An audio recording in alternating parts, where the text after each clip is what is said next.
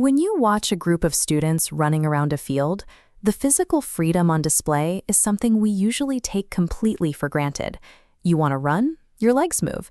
You want to throw a ball? Your arm extends. But imagine what would happen if that connection between your intent and your body was suddenly severed. If the physical strength you relied on every day simply stopped working. That is the reality Dr. Deepa Malik faced.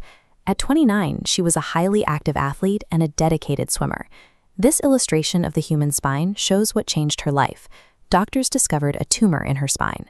She went through surgery to treat it, but the resulting damage left her completely paralyzed from the waist down, permanently binding her to a wheelchair. She was left with two choices.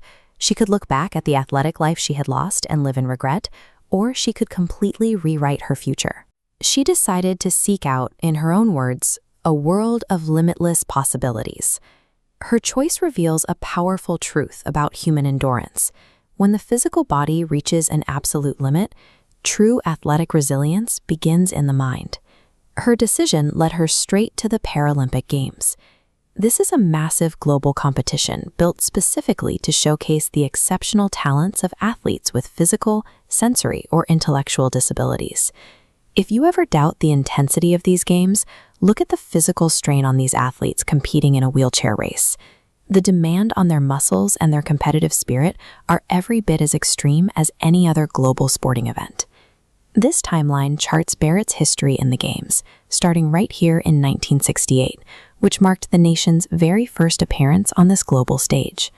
Just 4 years later, in 1972, the country secured its first ever victory, bringing home a medal in swimming. Knowing she couldn't use her legs, Dr. Malik pivoted away from swimming and entered para-athletics. She began training to build immense upper body strength, specifically so she could throw a heavy metal ball in the shot put event. Her training makes one thing very clear. The Paralympics do not exist to accommodate weakness. They exist to prove entirely new ways the human body can achieve athletic excellence. While training her body was essential, she also had to confront the constant weight of societal doubt. People often underestimated her, creating a mental barrier she had to break through every single day. To protect herself against those doubts, she developed a mental armor. She became a firm believer in the idea of ability beyond disability. She focused entirely on the strength she had, rather than the function she had lost. Look at this athlete setting up for a seated shot put. Because you are strapped into a custom chair, you cannot use your legs to generate momentum. Every ounce of explosive power has to come purely from your core and your arms. She mastered this technique, and in 2016, at the Rio Paralympic Games, she channeled all of that physical and mental strength into a throw that secured her the silver medal. With that piece of silver, she made history. She became the very first Indian female para-athlete to win a Paralympic medal across any sport. This victory delivered a massive blow to old stereotypes, proving to the world that physical limitations do not define an athlete's potential for excellence. For athletes like Dr. Malik, the journey doesn't actually end when they step off the podium. That is usually just the moment they realize they have a platform to help others climb up with them. Today, she focuses heavily on advocacy.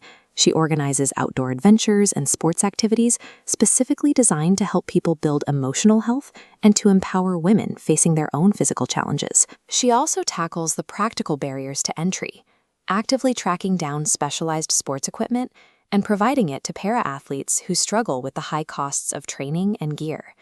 And she runs awareness programs in schools and colleges, operating on a simple truth.